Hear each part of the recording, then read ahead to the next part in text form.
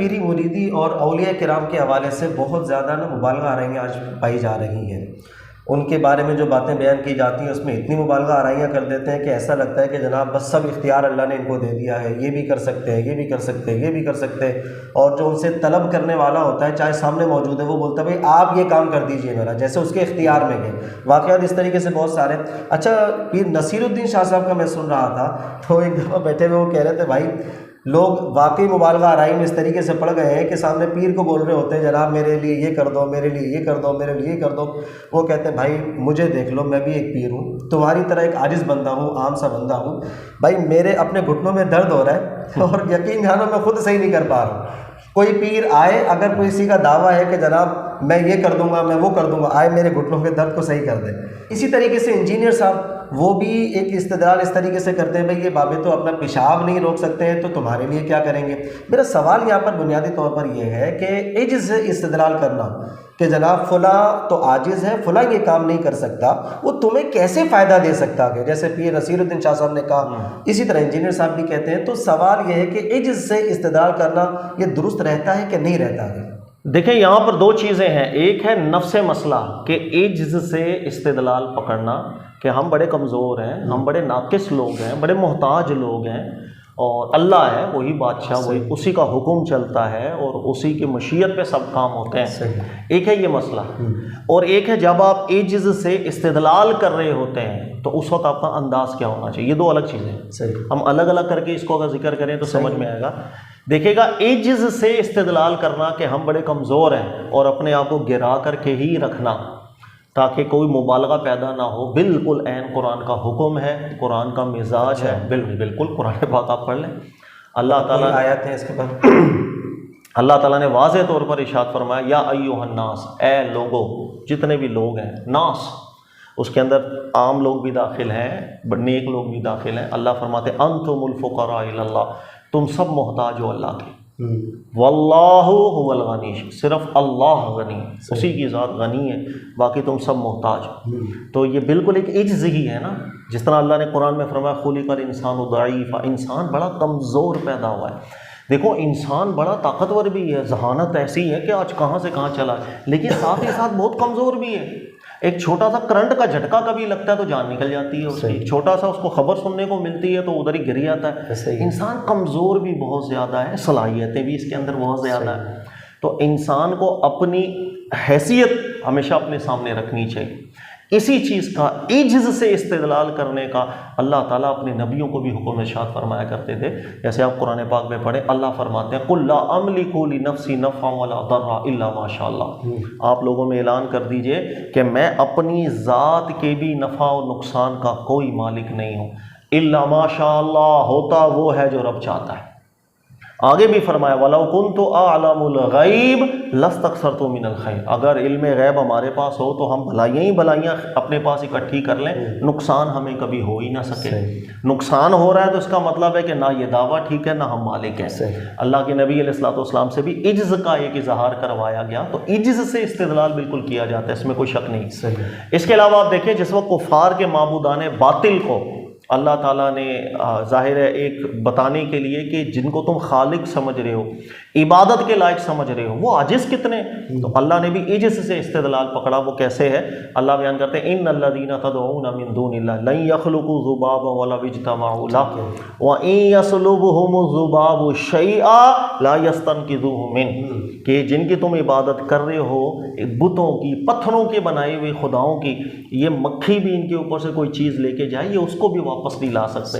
تو ایک عجز کی حالت سے استدلال کیا جا رہا ہے کہ اللہ کے مقابلے میں تم سب محتاج ہو. اس میں کوئی مسئلہ نہیں ہوتا، یہ طریقہ استدلال ٹھیک ہے.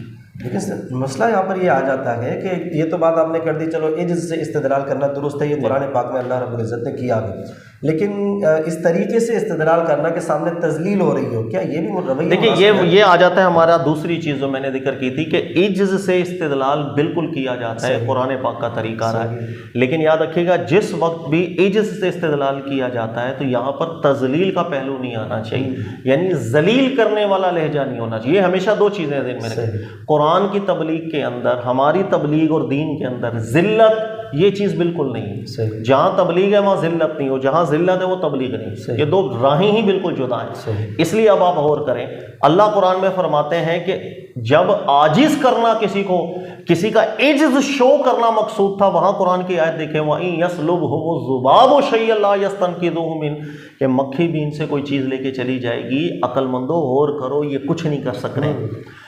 یہاں اس انداز کے اندر گفتگو کی، لیکن ساتھ ہی اللہ نے بیان کر دیا وَلَا تَسُبُّوا الَّذِينَ يَدْعُونَ مِن دُونِ اللَّهِ فَيَسُبُّوا اللَّهَ عَدْوًا بِغَيْرِ علم، یہ چاہے بتوں کی عبادت کر رہے ہیں لیکن ان کے معبودان باطل کو بھی سب نہیں کرنا، گالم گلوچ کے اوپر نہیں اتر آنا، اس لیے کہ سامنے بھی پھر یہی حملے ہوں گے اور آپ لوگ ایک ذلت والی راہ پہ چلے جاؤ گے، اصلاح والی راہ سے چھوڑ دو گے۔ اس لیے میں ذکر کر رہا ہوں کہ تبلیغ اور تذلیل دو ہمیشہ الگ چیزیں ہوا کرتی ہیں۔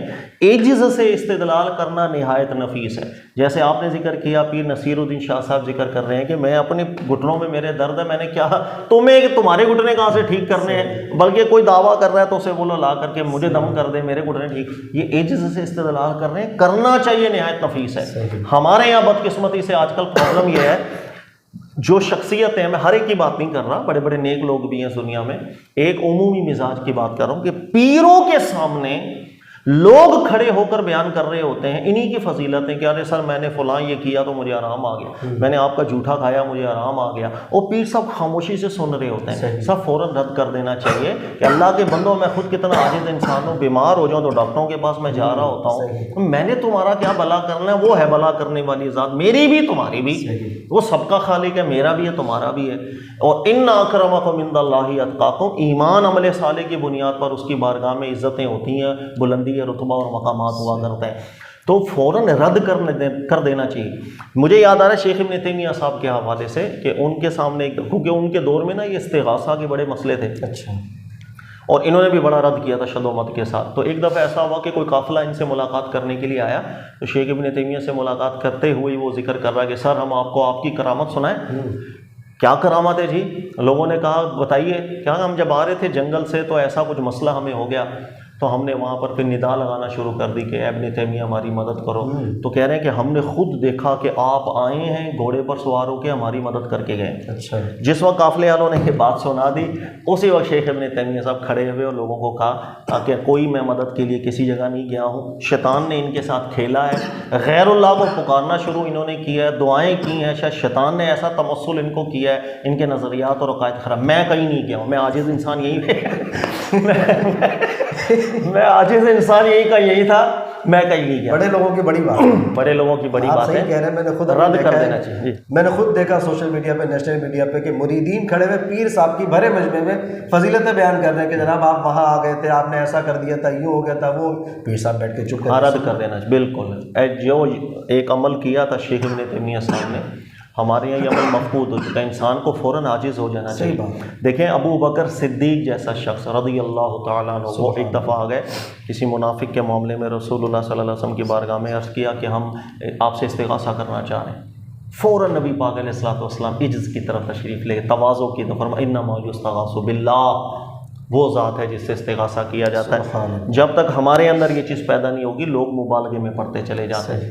کسی پیر کے سامنے، کسی عالم دین کے سامنے جب کوئی ایسی باتیں کریں، فوراً رد کریں میں بڑا عاجز انسان ہوں، یار میرے خود پیٹ میں درد ہو جائے تو میں گولی کھاتا ہوں بھائی، مجھے وہ کراچی میں چکن گنیا پھیلا ہوا، کراچی میں بہترین بڑھاپے کا مزہ لینا ہو تو چکن، ہاں چکن گنیا پھیلا ہوا ہے، جس کو چکن گنیا ہو رہا ہے، یقین کرو یہاں ہماری بھی فیملی میں ہوا چکن گنیا، جس کو پیر صاحبان کو بھی ہو رہا ہے، بیچارے 3 دن تک وہ بستر سے نہیں اٹھا۔